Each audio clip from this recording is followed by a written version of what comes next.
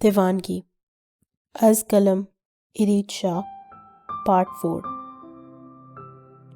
السلام علیکم بابا جان، آپ نے مجھے بلایا؟ وہ کمرے میں داخل ہوئی تو اس کے بابا اسی کے انتظار میں بیٹھے ہوئے تھے۔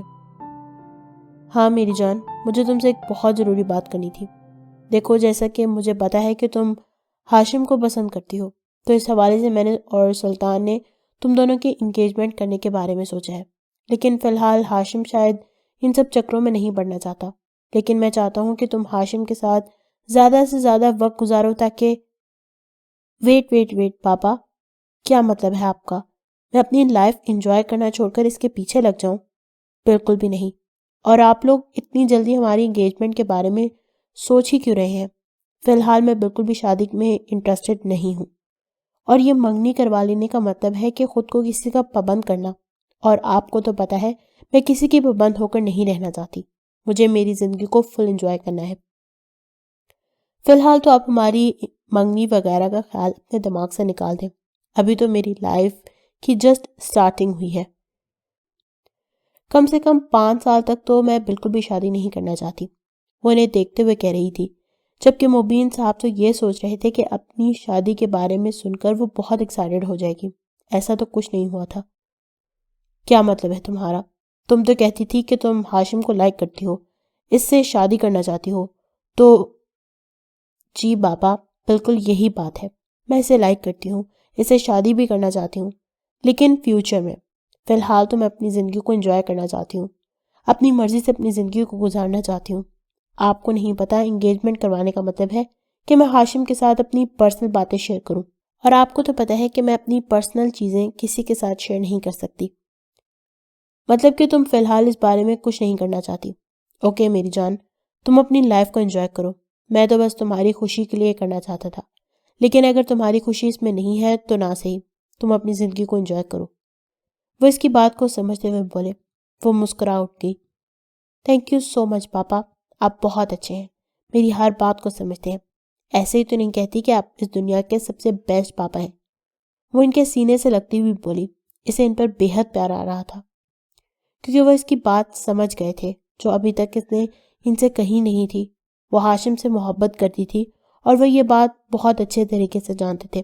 یہ الگ بات تھی کہ ہاشم کی محبت اس پر اس حد تک سوار تھی کہ وہ اس کی مرضی کے خلاف کچھ نہیں کرنا چاہتی تھی۔ یہ تم کیا کہہ رہے ہو مبین؟ تم ہی تو کہہ رہے تھے کہ تمہاری بیٹی کی خواہش ہے، اور اب تم کہہ رہے ہو کہ فی الحال ایسا نہیں چاہتی۔ پہلے منگنی پر زور بھی تم ہی دے رہے تھے، لیکن تمہاری وجہ سے میں روز ہاشم سے اس سلسلے میں بات کرتا ہوں، اور اب تم ہی منع کر رہے ہو۔ ہاں یار، میں بھی تو یہی کہہ رہا تھا۔ میں نے اپنی بیٹی کی آنکھوں میں ہاشم کے لیے بے پناہ محبت دیکھی تھی۔ میں جانتا ہوں وہ اسے بہت چاہتی ہے، لیکن فی الحال وہ منگنی وغیرہ کے چکر میں نہیں پڑنا چاہتی۔ ویسے بھی ہم 2-3 سال تک منگنی رکھ کر ان کی شادی کرنے والے تھے، تو بہتر ہے کہ ہم 3 سال بعد ان کی شادی ہی کر دیں گے۔ ابھی اس وقت نہ تو ہاشم کو شادی میں کوئی خاص انٹرسٹ ہے، اور نہ ہی میری بیٹی اپنی پرسنل لائف کسی سے شیئر کرنا چاہتی ہے۔ وہ دونوں اپنی زندگی کو انجوائے کرنا چاہتے ہیں۔ میرا نہیں خیال کہ ہمیں کسی طرح کی بھی جلد بازی سے کام لینا چاہیے۔ ہاں، تم ٹھیک کہہ رہے ہو مبین۔ میں بھی کافی دنوں سے نوٹ کر رہا ہوں، جب میں بھی ہاشم سے اس سلسلے میں بات کرتا ہوں اس کا موڈ آف ہو جاتا ہے۔ میں بھی تم سے یہی کہنا چاہتا تھا کہ فی الحال ہم اس ٹاپک کو بند کر دیتے ہیں۔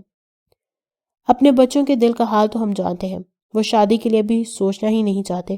فی الحال انہیں ان کی زندگی ان کی مرضی سے گزارنے دو۔ ویسے بھی مزید 3-4 مہینوں میں ہاشم پر بہت بڑی ذمہ داری آ جائے گی۔ ایسے میں ہاشم اور جیا کو منگنی یا پھر شادی کے چکروں میں پھنسا کر ہمیں ان پر مزید بوجھ نہیں ڈالنا چاہیے۔ یہی تو وقت ہوتا ہے اپنی زندگی کو انجوائے کرنے کا۔ یہ تو تم ٹھیک کہہ رہے ہو سلطان، مگر فیوچر میں ان کی پسند بدل گئی۔ میرا مطلب اگر جیا نے ہاشم کے بجائے کسی اور کو چن لیا اور ہاشم کی پسند بدل گئی تو بھی ہم اچھے دوست رہیں گے مبین۔ ہماری دوستی ہمارے بچوں کے رشتے کی محتاج ہرگز نہیں ہے، لیکن ہم اپنے بچوں پر زور زبردستی کر کے انہیں کسی طرح کی زبردستی کے تعلق کو نبھانے پر مجبور نہیں کر سکتے کہ زندگی تو ان کو اپنے طریقے سے گزارنی ہے۔ سلطان صاحب نے بہت ہی مناسب الفاظ میں یہ بات کہی تھی کہ ان کے دوست کو برا نہ لگ جائے، لیکن وہ بھی ان کی سوچ سے پوری طرح سے اتفاق کرتے، اسی لیے مسکرا دیے تھے۔ ان کی دوستی بہت سال پرانی تھی، شاید ہاشم اور جیا کی پیدائش سے بھی پہلے کی۔ تو پھر اس دوستی کی مضبوطی کو کسی تعلق کی ضرورت تو ہرگز نہیں تھی۔ ہاشم، مجھے تم سے کوئی ضروری بات کرنی تھی۔ اس کے کمرے میں داخل ہوتے ہوئے وہ بولے تو ہاشم نے گہرا سانس لیا۔ اب پھر سے جیا اور اس کی شادی کے پیچھے لگنے والے تھے وہ۔ جی شروع کریں اپنی روز والی بات۔ وہ دلکشی سے مسکراتا ہوا اٹھ کر بیٹھ گیا۔ اس کے انداز پر وہ بھی کہکا لگا کر ہنس پڑے۔ آج میری بات تھوڑی الگ ہوگی۔ روز کی بنسبت میں تم سے یہ کہنے آیا ہوں کہ اپنی زندگی کو ان 4 مہینوں میں جتنا انجوائے کرنا چاہتے ہو کر لو، کیونکہ 4 مہینے کے بعد تم پر بہت بڑی ذمہ داری آ جائے گی جسے تمہیں نبھانا ہے۔ کہیں آپ میری 4 مہینے کے بعد شادی تو نہیں کروا رہے؟ وہ پریشانی سے ان سے کہنے لگا اور اس کے انداز پر وہ اپنے آپ کو کہکا لگانے سے روک نہ سکے۔ میں بھی اپنی جوانی میں شادی کے نام سے اسی طرح بھاگتا تھا، لیکن پھر بھی تمہاری ماں نے مجھے پکڑ لیا۔ لیکن تم بالکل بے فکر ہو جاؤ، میں تمہاری شادی کے بارے میں ہرگز کوئی بات نہیں کرنے والا۔ میں تو تمہیں یہ بتانے کے لیے آیا ہوں کہ میں نے فی الحال تمہاری منگنی یا شادی کا ارادہ کو پوری طرح سے تمہارے فیوچر پر چھوڑ دیا ہے۔ جیا میرے دوست کی بیٹی ہے، میں نہیں چاہتا کہ اس معصوم کی زندگی تمہارے جیسے نالائق کے ساتھ جوڑوں۔ ابھی تو اس کے ہنسنے کھیلنے کے دن ہے۔ تم الیکشن کی تیاری کرو بیٹا، اگلے 4 مہینوں میں الیکشن شروع ہونے والے ہیں۔ اور مجھے تم سے پوچھنا تھا، یہ احمد نامی لڑکا کون ہے جس کی تم نے ایگزام ڈیٹ شیٹ رکھوا دی ہے؟ خیریت تو ہے نا؟ کہیں کسی کے ساتھ کوئی لڑائی جھگڑا؟ نہیں بابا، میرے ساتھ کسی کا کوئی لڑائی جھگڑا نہیں، اور ویسے بھی مجھ سے لڑ کر بیچارہ کہاں جائے گا۔ اس نے چیٹنگ کر کے نوٹس کاپی کی ہیں، کسی دوسرے کی محنت کو چرا کر پاس ہونے کی کوشش کرنا چاہتا ہے، لیکن غلط تو غلط ہوتا ہے، اس لیے میں نے اس کی ڈیٹ شیٹ رکھوا دی۔ اب پیپرز ہی نہیں دے پائے گا تو ان نوٹس کا کیا اچار ڈالے گا، چور کہیں کا۔ ہاشم بے فکر انداز میں پڑھا تھا، جبکہ بابا ہاں میں سر ہلاتے کمرے سے نکل گئے تھے۔ ہاشم کی اس حرکت پر نہ تو انہیں غصہ آیا تھا نہ ہی برا لگا تھا، کیونکہ ان کے حساب سے ان کا بیٹا کبھی غلط نہیں ہو سکتا تھا، جبکہ ہاشم بالکل بے فکر ہو چکا تھا۔ اسے جیا سے اچھے کی امید تو نہیں تھی، لیکن پھر بھی جیا نے اس کے کام میں کافی آسانی کر دی تھی۔ وہ جلدی یونیورسٹی پہنچی تھی۔ آدھے سے زیادہ نوٹس تو کل ہاشم نے بنوا دیے تھے، باقی اس نے آج اکیلے ہی بیٹھ کر بنا لینے تھے۔ اس نے سوچ لیا تھا کہ وہ ہاشم کی کوئی مدد نہیں لے گی۔ وہ عجیب قسم کا آدمی تھا، کبھی بھی کسی کو نقصان پہنچا سکتا تھا۔ اس کی کلاس کا احمد نامی لڑکا اپنے پیپرز نہیں دے پائے گا، صرف اس لیے کیونکہ اس بیچارے نے اپنی ہیلپ کے لیے تھوڑی سی کوشش کی تھی۔ ہاں یہ بات غلط ہے کہ بنا اجازت کسی کی چیز نہیں اٹھانی چاہیے، لیکن اگر وہ خود ہی اپنی کلاس والوں کی مدد کر دیتا تو شاید وہ ایسی حرکت نہ کرتا۔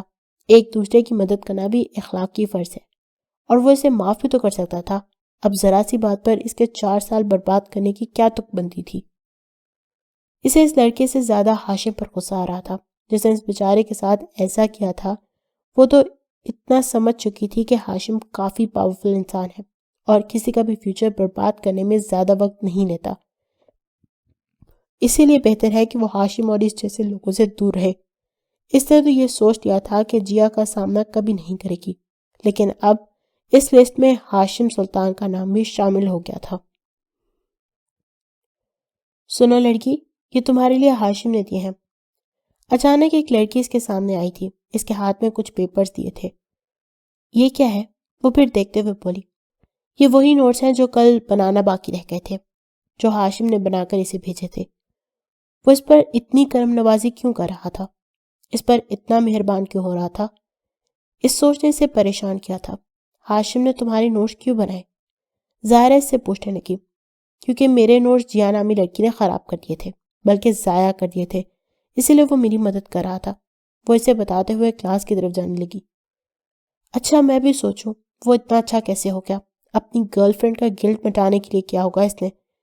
وہ دونوں ایک دوسرے سے بہت ہی زیادہ محبت کرتے ہیں، لیکن تم جتنا ہو سکے اس سے دور ہو۔ بہت بڑے لوگ ہیں یہ۔ ابھی کل کی ہی بات لے لو، کینٹین میں ایک لڑکا پھسل گیا، جس کی وجہ سے ہاشم کی شرٹ خراب ہو گئی تو ہاشم نے کیا کیا؟ لوگوں سے بھرے ہوئے کینٹین کے سامنے سے تھپڑ دے مارا۔ اس کے وہاں سے جانے کے بعد لوگوں نے اس لڑکے کا اتنا مذاق اڑایا۔ وہ کون سا جان بوجھ کے گرا تھا، اس کو یہ سزا ملی؟ مجھے نا یہ ہاشم بہت زہر لگتا ہے، پیسے کا بہت گھمنڈ ہے اسے۔ اس سے جتنا ہو سکے دور ہی رہو، ایسے لوگوں سے مدد نہیں لینی چاہیے۔ تم بالکل ٹھیک کہتی ہو زہرا، کل اس نے ایک لڑکے کے پیپر کی ڈیٹ شیٹ ایشو کروانے سے منع کر دیا، اب وہ لڑکا پیپر بھی نہیں دے پائے گا۔ اس کے 4 سال برباد ہو جائیں گے، اور یہ سب میرے سامنے ہوا۔ وہ بھی پریشانی سے بتانے لگی۔ یونی میں انہی لوگوں کی چلتی ہے، یہاں پر بھی وہی پیسہ پھینک تماشا دیکھ والا سسٹم چلتا ہے۔ بہتر ہے ان لوگوں سے جتنا ہو سکے اتنا دور آ جائے۔ تم سناؤ، تم اب کیا یہی نوٹس یوز کرو گی جو ہاشم نے بنا کر دیے ہیں یا پھر سے بناؤ گی؟ میں تو یہی یوز کروں گی، اتنا وقت نہیں ہے کہ دوبارہ سے نوٹ بنا سکوں، اور ویسے بھی میرے پہلے والے نوٹ سے یہ والے تو 4 گنا بہتر ہیں۔ تو بس ٹھیک ہے، لیکن آج کے بعد دھیان رکھنا، جس گلی سے ہاشم گزرے اس گلی میں جانا بھی نہیں۔ ان کے ساتھ چلنے والے لوگ بھی بدنام ہیں۔ ہم صرف اپنی پڑھائی کے لیے اس یونیورسٹی میں آتے ہیں، اپنے ماں باپ کا نام ایسے لوگوں کی وجہ سے خراب ہونے نہیں دینا۔ وہ اسے بالکل کسی بڑی بہن کی طرح سمجھا رہی تھی۔ اس کی ایک ایک بات کو وہ بہت اچھے طریقے سے ذہن نشین کرتی اپنی کلاس میں چلی گئی تھی۔ کلاس میں آ کر اس نے ایک دفعہ پھر سے سارے نوٹ چیک کیے تھے، جو بہت بہترین بنے ہوئے تھے۔ ماننا پڑے گا یہ ہاشم نامی آدمی بہت ذہین تھا، لیکن افسوس کہ اچھا انسان نہیں تھا۔ اسے تھینک یو تو بولنا چاہیے، لیکن یہ اس نے اس پر کوئی احسان نہیں کیا، بلکہ اپنی گرل فرینڈ کی غلطی کو ٹھیک کرنے کی کوشش کی ہے۔ جیا کو نہ صحیح، لیکن ہاشم کو شاید اس بات کا احساس ہو گیا تھا کہ نوٹس کافی محنت سے بنے ہیں۔ اب ممکن تھا کہ ہاشم کو اس بات کا ڈر ہو کہ کہیں وہ پھر سے شکایت نہ کرتے، لیکن جو لوگ کسی کے پیپرز روکنے کی پاور رکھتے ہیں وہ کسی ٹیچر سے خوفزدہ رہتے ہوں گے؟ ہرگز نہیں۔ تو پھر اس نے اس کی مدد کیوں کی تھی؟ اس کے ذہن میں پھر سے سوال آیا، لیکن ایک بار پھر سے جیا کا چہرہ اس کی آنکھوں کے سامنے لہرایا تھا۔ آف کورس وہ اپنی گرل فرینڈ کی وجہ سے ایسا کر رہا تھا۔ ہاشم کو نہ صحیح، لیکن ممکن ہے کہ جیا کو ٹیچر سے ڈانٹ پڑ جائے، اور اس دن بھی تو سر نے کتنی زور سے ڈانٹا تھا۔ ہاں، یقیناً اپنی گرل فرینڈ کو ڈانٹ سے بچانے کے لیے اس نے ایسا کیا ہو۔ اس بات میں کوئی لاجک تو نہیں تھا، لیکن اس نے اپنے آپ کو مطمئن کرنے کے لیے ایک وجہ ڈھونڈی تھی، جس پر خود ہی مہر لگا کر وہ اپنے کام میں مصروف ہو گئی تھی۔ کتنی بے مروت لڑکی ہے، ساری رات بیٹھ کے میں نے اس کے نوٹس بنائے، چھوٹا سا شکریہ تک نہیں بولا اس نے۔ وہ کینٹین میں بیٹھا ہارون سے بولا تھا، جبکہ اس کے انداز پہ ہارون مسکرا دیا۔ کیا تم نے اس کی مدد اس لیے کی تھی تاکہ وہ تمہیں تھینک یو بولے؟ وہ اسے دیکھتے ہوئے پوچھنے لگا۔ نہیں یار، میں نے اس کی مدد اس لیے نہیں کی تھی، لیکن پھر بھی اخلاقیات بھی تو کوئی چیز ہے نا۔ اگر نہیں بولتی تو نہ بولے، میں کون سا اس کے تھینک یو پر بیٹھا ہوا ہوں، اور بھی بہت سے کام ہیں مجھے۔ پاپا نے ایک جگہ بھیجا تھا، وہاں پر بھی جانا ہے، ساتھ چلنا میرے۔ وہ اسے دیکھتے ہوئے بولا تو ہارون نے صرف ہاں میں سر ہلا دیا۔ ویسے صرف سیاست میں آنے کا جوش ہے یا پھر انسانیت کے کام بھی آؤ گے؟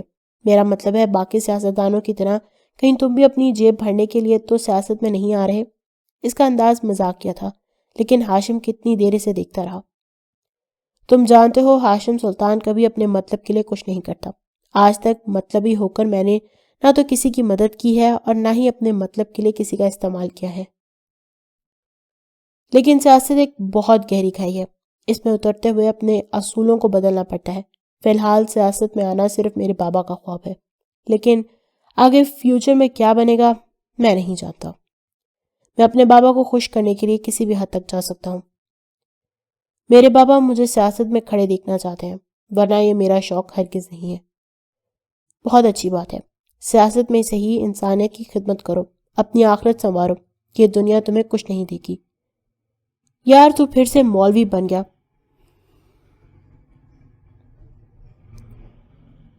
وہ اکتا کر بولا تو وہ ہنسنے لگا۔ اچھا نہیں بنتا میں مولوی، بتا کہاں چلنا ہے؟ وہ بات ختم کرتے ہوئے بولا، جبکہ ہاشم کا سارا دھیان سامنے سے آتی اروپ کی طرف چلا گیا۔ احسان فراموش لڑکی، اسے گھورتے ہوئے کہا۔ تو مطلب تو اس کے تھینک یو کا منتظر تھا؟ ابھی تو نے کہا تو کوئی بھی کام اپنے مطلب کے لیے نہیں کرتا۔ ہارون اس کی باتیں سے لوٹانے لگا۔ اس لڑکی سے میرا کوئی لینا دینا نہیں ہے، وہ میرے مطلب سے، میری سیاست سے اور میری پریکٹیکل لائف سے بالکل الگ ہے۔ وہ اسے دیکھتے ہوئے بولا۔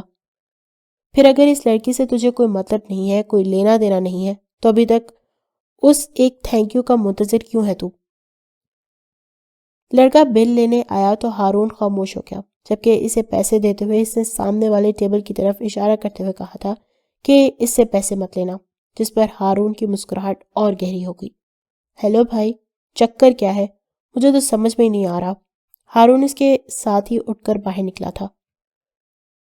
تو نے بولا نا وہ تیری پروفیشنل لائف سے الگ ہے، پریکٹیکل لائف سے الگ ہے تو وہ پرسنل میٹر ہے میرا، اور ایک اور بات کے لیے میں مطلبی ہوں، اور اس کی ذات سے سوائے میرے اور کسی کا کوئی تعلق نہیں ہونا چاہیے۔ مجھے کچھ بھی سمجھ میں نہیں آ رہا ہاشم، وہ پریشانی سے کہنے لگا۔ تو جو ہارون سمجھ رہا تھا وہ صحیح تھا۔ اس کے دل میں عجیب قسم کا خیال آیا تھا، ایسا کیسے ممکن تھا، ایسا کیسے ہو سکتا تھا؟ تجھے سمجھنے کی ضرورت بھی نہیں ہے کیونکہ میں بہت کچھ سمجھ چکا ہوں۔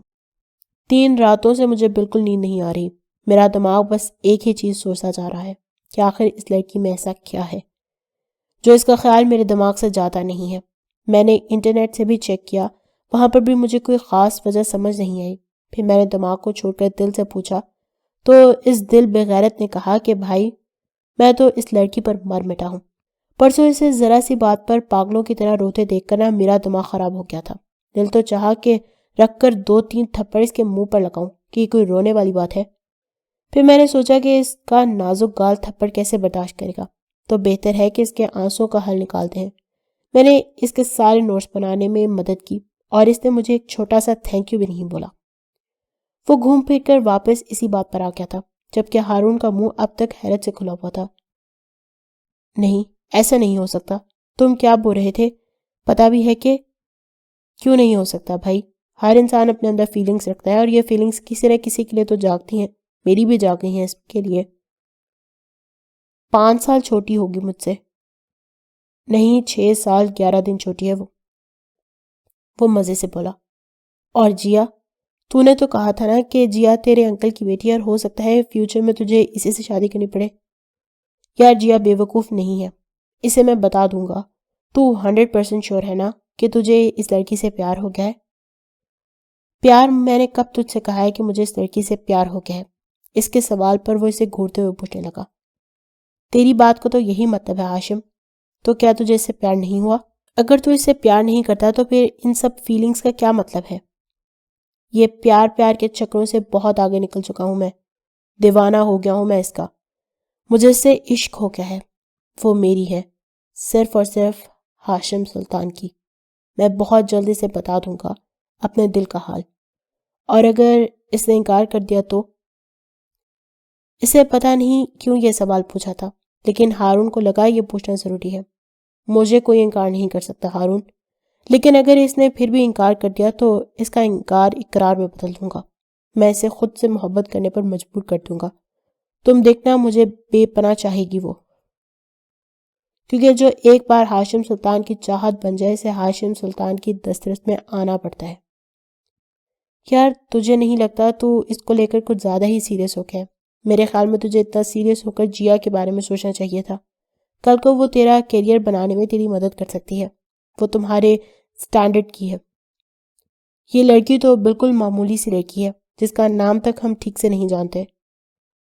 عروب رحمان ہے نام اس کا، اور یہ لڑکی وہ لڑکی کیا لگا رکھا ہے تو نے اسے؟ بھابھی بولا کر۔ اور تجھے کیا لگتا ہے کہ اتنے دن سے اپنے دل کی اس حالت پر میں نے رحم نہیں کیا ہوگا؟ اس کا سارا ڈیٹا نکالا ہے میں نے، یونیورسٹی میں اس کی جتنی بھی انفارمیشن تھی ساری نکالی ہے۔ اس کے بابا ایک سرکاری اسکول میں کلرک ہے اور ماں گھر پر بچوں کو تعلیم دیتی رہتی ہے۔ فیملی میں 5 لوگ ہیں، شاید باقی بہن بھائی ہوں گے۔ میرا ان سے کوئی لینا دینا نہیں ہے، مجھے تو جس سے مطلب ہے اسی کے بارے میں پتہ لگا ہے، باقی جب رشتہ داری ہوگی تو پتہ بھی لگا لیں گے باقیوں کے بارے میں۔ رشتہ داری؟ وہ اسے دیکھتے ہوئے بس ایک لفظ پہ غور کر رہا تھا۔ ہاں یار، شادی کے بعد رشتہ داری تو اپنے آپ ہو جاتی ہے نا، وہ یقیناً اس کی کنفیوژن دور کرتے ہوئے بولا۔ تو شادی تک بھی جا پہنچا ہے؟ وہ آنکھیں پھاڑ کر اسے گھورنے لگا۔ چکر چلانے والا مٹیریل لگتی ہے وہ، ہاتھ پکڑنے سے پہلے بولے گی پہلے شادی کرتے ہیں نا۔ وہ خیالوں میں اس کا شرمایا ہوا روپ تصور کرتا مسکرا دیا۔ ہاشم تو بہت زیادہ سوچ رہا ہے، ابھی ٹھیک سے اپنے دل کو چیک کر لے، اس سے پوچھ کہ کیا واقعی وہ لڑکی ہے نا، جلد بازی کے فیصلے بالکل بھی صحیح نہیں ہوتے۔ وہ اسے سمجھانا چاہتا تھا لیکن یہاں سمجھنا کون چاہتا تھا، یہاں تو وہ اپنی ہی سوچوں میں مگن تھا۔ میم، ہم آپ سے پیسے نہیں لے سکتے، آپ کی پیمنٹ ہاشم نے کر دی۔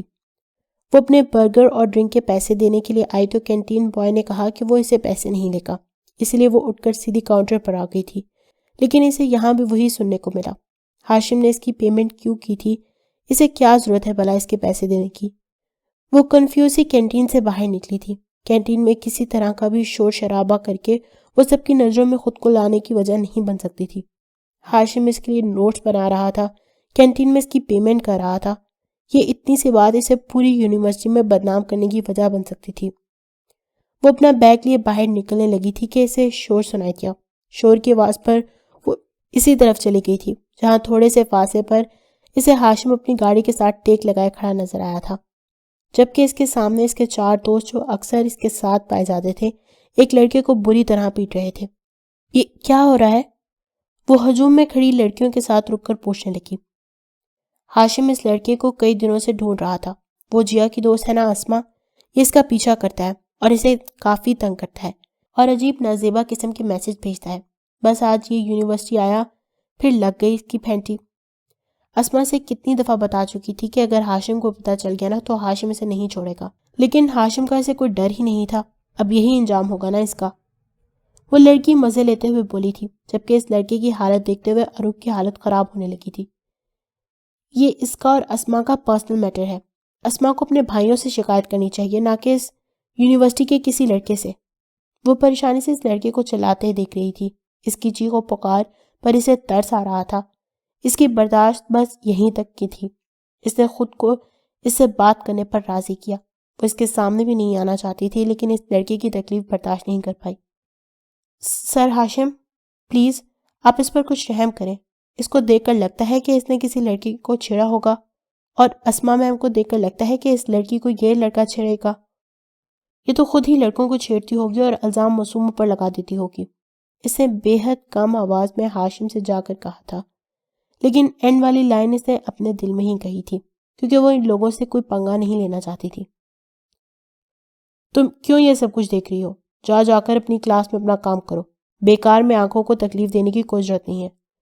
وہ جو کافی دیر سے غصے میں اس لڑکے کو دیکھ رہا تھا، اپنے بے حد قریب سے اس کی آواز سن کر پہلے تو جیسے صرف اپنا خیال تصور کرتا رہا، لیکن اسے اتنا سیریس دیکھ کر اندازہ لگا چکا تھا کہ یہ اس کا وہم نہیں بلکہ وہ سچ مچ اس کے سامنے آ گئی تھی۔